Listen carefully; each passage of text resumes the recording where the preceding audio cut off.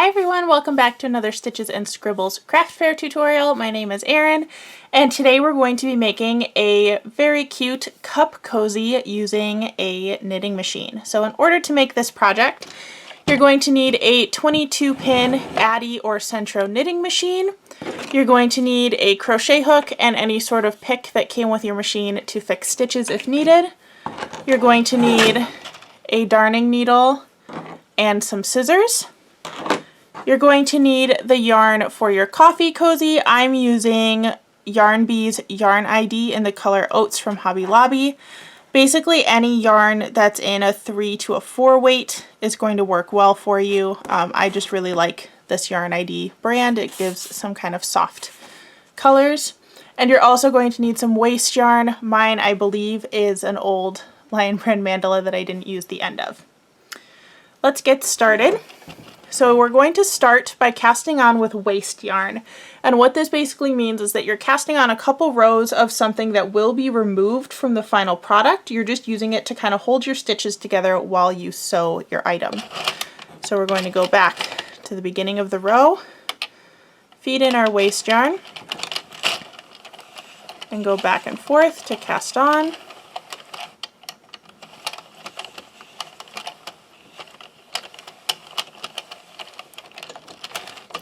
Once you reach all the way around, pop it back through your yarn feeder, and we're just going to go for 5 to 7 rows with this waste yarn. Sometimes the first row can be a little tricky if your yarn has some splits in it, which mine very obviously does, but it usually evens out by the second row.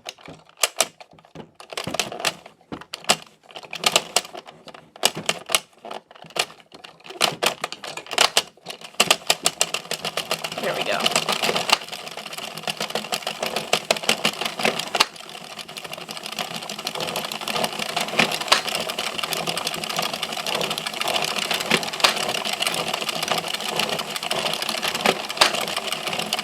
Get a couple rows in there so that you have a nice solid base.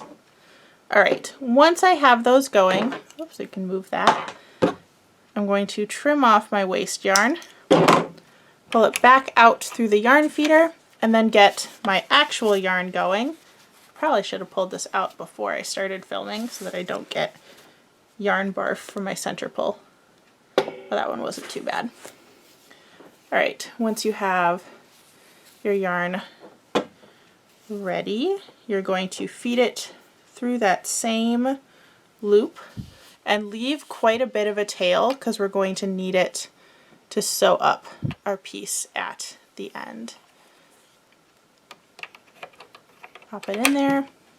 Now I'm going to put my yarn row counter back down to 0, which I don't think you can actually see because of my yarn guide, but I flipped it to 0, and we're going to do 40 rows with our main color yarn.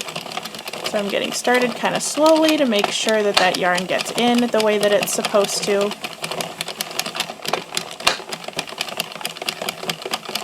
And you're just going to keep going until you have 40 rows.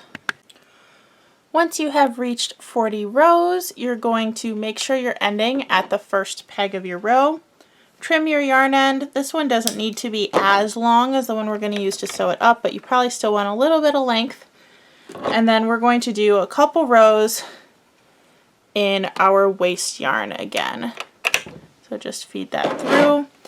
And on this side, we probably want to do more like 7 to 10 rows with the waste yarn because this one's not going to be sealed off.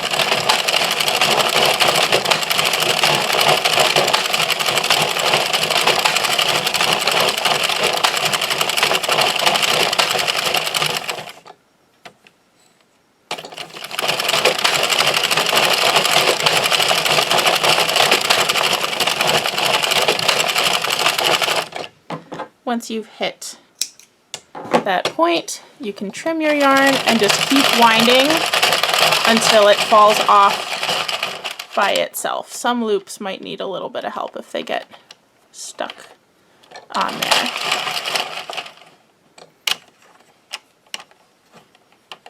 Like that one.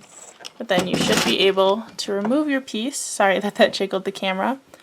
and kind of tug on it to see those stitches lay nice and flat. Now we're going to start sewing our ends together. So the way we're going to do this, you want your long end available to you. We're going to pull the other end in and through so that our fabric is kind of doubled over. And so those two edges of stitches are near each other. You also want to line up where the yarn tails are sticking out so that they're about even. Now we're going to take our darning needle, thread it onto the long end of your yarn, and we're going to do a seamless join with these stitches. You don't have to do a seamless join, you could just pick up the stitches however you want, but I like the way it looks when it's seamless, so I'm going to use that method. You're going to start by going under one loop. Careful if it's the one that's the end, because you might pull that loop out. And then go into the next one going the opposite direction, like that. Then you're going to do the same thing on the side across from it. So in one way and out the next. Then when we go back up to the top row, you're going to go in the same loop that you came out of before and out the next one. It can be a little tricky to get the hang of which direction you should go to do the seamless join, but once you get the hang of it, it's really, really easy. What this is going to do is basically create another row of knit stitches that joins your two edges together. So you're going to continue that all the way around, and I'll show you what to do at the end. Once you've gone all the way around, you can take the two ends of your main color yarn and just kind of knot them together to hold them in place. And then use your yarn needle or darning needle. Get both of those ends in there.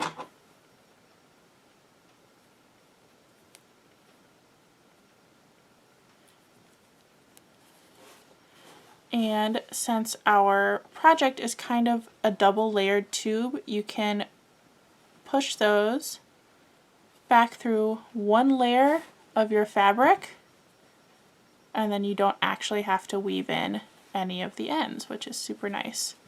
You can just pull it through, trim it, and kind of squish it to hide those ends. Now we can pull apart our waste yarn, which can be a little tricky to do from the end that was finished, but I kind of pull the end just to see which strand tightens, and then use that to pull it out. And keep following that around until you get it so that all the loops are open. And then you should be able to just pull it out.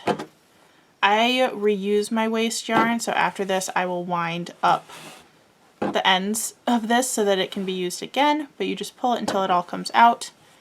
And then you should be able to do the same thing with your other one, but that one should be even easier because it'll already be open from one end.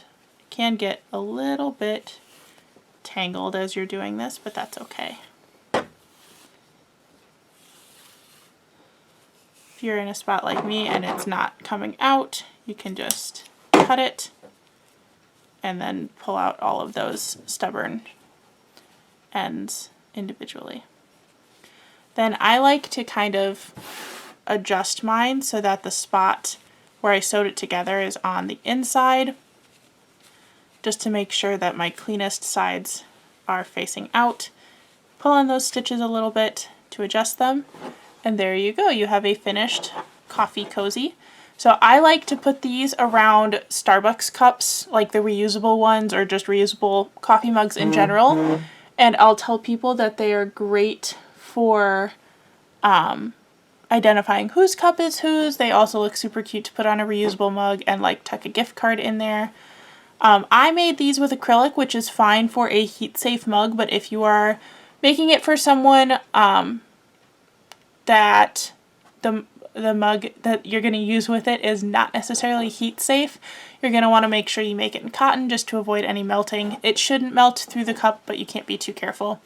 I was also told by people who bought these at my last craft fair that they could also be can cozies, or you could put it on your wrist, like a wrist warmer sweatband thing. I personally wouldn't use it as that, but I guess people can do whatever they want. I priced these at $10 at my craft fairs because it's a pretty simple piece to make if you're using the knitting machine. If you're doing a more complicated stitch that goes slower, I'd recommend them more in the like $15 range. Usually if I'm going pretty fast, I can make about 4 of these in an hour, so that's pretty good. Thank you so much for watching this craft fair tutorial. I hope it inspired your next craft fair item selection. If you're interested in following me elsewhere, make sure you check out the description box below for that information. And don't forget to subscribe to this channel for more crafty content. Thank you so much for watching, and I'll see you in the next one. Bye!